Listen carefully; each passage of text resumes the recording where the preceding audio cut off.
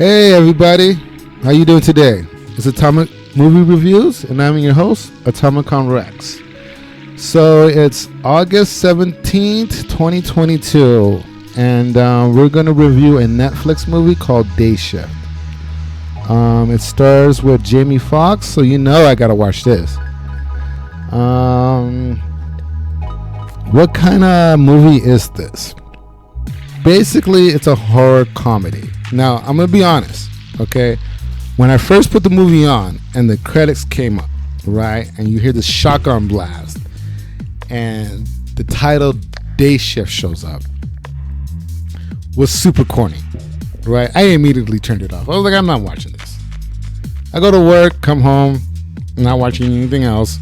So I was just like, well, I got a job to do. I got a movie review to do. Let me give it a shot, right? So I put it back on and I watch it. Okay, it's very Evil Dead campy. Not that that's a drawback.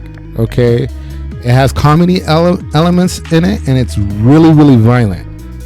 So it's entertaining. I have to admit, it's really entertaining. So let's just jump into it. So the main character's purpose of this movie, Jamie Foxx's character, I don't know his name, the person's name in the show. But Jamie Foxx's character is basically a vampire hunter who's moonlighting as a pool cleaner. And his marriage is on the rocks. You know, his ex-wife, I don't know, his ex-wife, and is going to take his daughter, and they're going to move out of Cali, and so he has to come up with some money, some fast money to, you know, pay her tuition and like keep the family here in one state. So that's basically the plot development that happens. So he kills a vampire. Well, that vampire ends up being related to the main villain of the story, just this lady vamp. Just very LA looking lady vamp. And this is what I mean by LA looking. Okay, only in LA and maybe Miami can you wear a banana colored suit. Those are the only two places that you can wear a banana colored suit and they're going to take you seriously. So she was dressed in these very bright colors for a vampire. It was kind of disjointing. Okay, so we had the damsel in distress, which is basically Jamie Foxx's girlfriend, who actually ends up being an undercover vampire that's spying on him. And then we also have his sidekick, who is basically he goes back to what I would call the commission to try to get another job, another gig, to be legit. And so the commission doesn't want to accept him, but you know, another guy gives him the go. So he's like, all right, I'll give you the job only if my man can go with you, right? And this guy ends up being the sidekick. He's like this square, straight out of college. He thinks he knows everything because, you know, he got an A on the test, but he has no actual field experience. You know the type. All right, so the mode of transportation. He has a basic blue pickup truck. I thought it was pretty cool, 4x4. Simple, you know. It has his pool cleaning sign on the truck and everything like that. So that's kind of how he moonlights as a pool cleaner. Narrative plot conventions. It's a vamp revenge tale.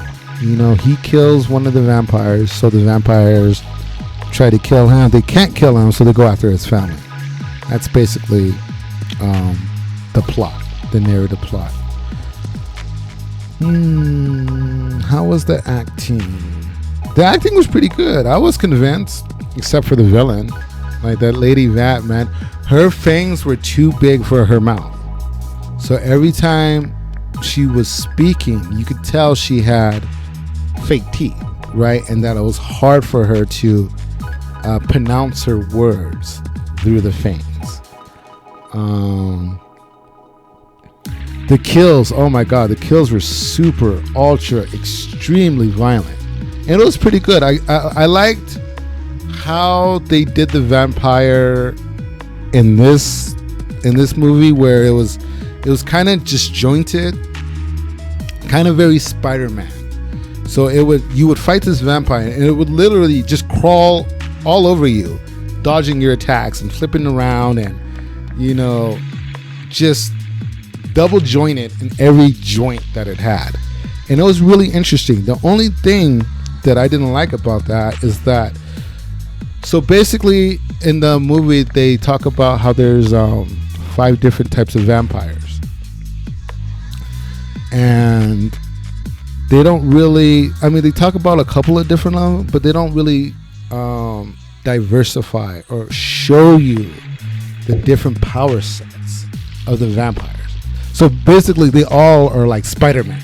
They all are just conjoined. They're all flipping around, crawling on the floor, walking on the walls and everything like that. It's cool at first, okay, but you gotta switch it up, especially when they go to the hive and the square, the pencil guy is like, oh, well, we're in a hive and there's all kinds of different types of vampires. But when they come out and attacking, they don't have different gifts. They don't even look different. Like he said, like a juvie vampire is a vampire that just got bitten, so he's not fully developed, so he still looks undead. They don't have regenerative powers. I couldn't tell.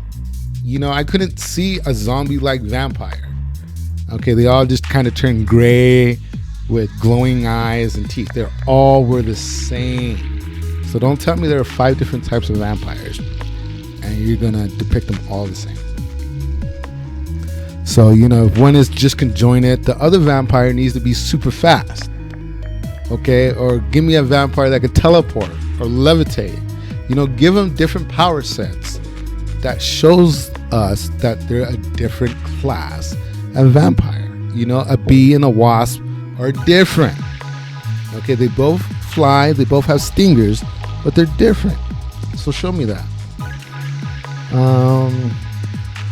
The weapons in this show, I kind of like the weapons. It definitely had a blade quality to it. He had guns with wooden bullets. I want to say silver bullets, but I think they may have been wooden bullets. He had this silver drawstring that was kind of like a tripwire. How he used that drawstring was genius. I liked it. It gave me some Predator vibes to it. I liked it. I really did. What other kind of weapons did he have? Oh, he had these garlic grenades. That was pretty interesting. The Mercs. Some guys said that they were Russian, but I thought I was getting Mexican vibes. They need their own show. They showed up into this bad boy, and I was just like, no, we need more of them. Like, they kicked ass, and they're dynamic. Their team, because they were brothers. They're like twin brothers. Awesome, man. Awesome. Yeah, they definitely need to do a spinoff on that. I would have loved to see more of them. Okay, so yeah, well, towards the end, like the final battle scene, I would say the final set piece gave me some pretty good RPG vibes. I was like, okay, I see where we're kind of going with this. So you had the main character, Jamie Foxx, who's your balanced character. He had his pistol, he had his shotgun.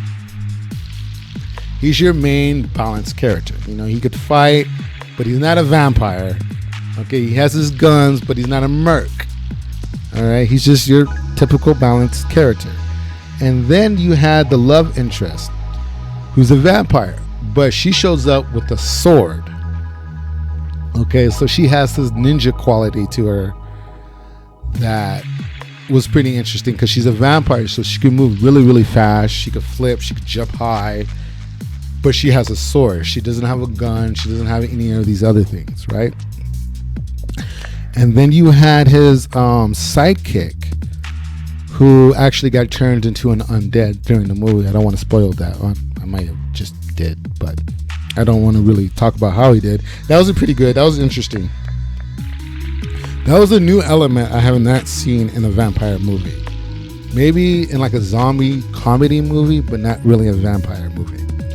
But he was straight beast mode. He didn't have any weapons. He just ripped limbs and bit people, and he was very animalistic. And then you had your heavy. anybody played an RPG game, you know what I'm talking about when I say a heavy. So you had Snoop Doggy Dogg play the heavy. Now, why Snoop Doggy Dogg playing the heavy? Because he's too old to move. They had this one scene when he was flipping around and beating up this vampire, but you could tell that it was a stunt actor. It was not him. But he drops down and he has this Gatling gun. And he just lays waste to this hive. Just all throughout the last part. And so that was pretty cool. I like that. It gave me real good RPG vibes. I liked it. So towards the conclusion, I was like, oh, okay. So I say to myself, so there's good vampires and there's bad vampires. The moment I said that, okay, his team shows up, right? And Snoop Doggy Dogg sees them. He sees that they're vampires. So he's about to Gatling gun them. And then Jamie Foxx is like, no. These are the good vamps. And those are the bad vamps. And I was like, I saw that coming. A mile away. Okay, so that's pretty much the conclusion of that. Let me summarize it up. So this movie is Dayshift. I believe it's a Netflix original. It's your basic vampire hunter story. It's a play on the Blade universe, but he's not a vampire, but everything else kind of plays much like Blade. It's a comedy horror. It's very campy. So when you go into this movie, I want you to think Evil Dead. Like, it's horror, okay, but it's over the top horror. It's like super campy. It's your popcorn movie. You're not gonna leave this movie with any profound and new ideas about the vampire genre. I don't think they're gonna pick up this movie and take any real elements from this movie and develop on them and other vampire story movies. Yeah, so that's pretty much it. That's, it's your popcorn movie. It's simple, straight to the point. It's a good hour and a half if you want to kill. I don't think it's bad at all. I don't know why it got so many bad reviews, but I thought it was pretty decent for what it is. Okay, well, thanks for tuning in. This is Atomicon Rex out. Have a good day. Bye-bye.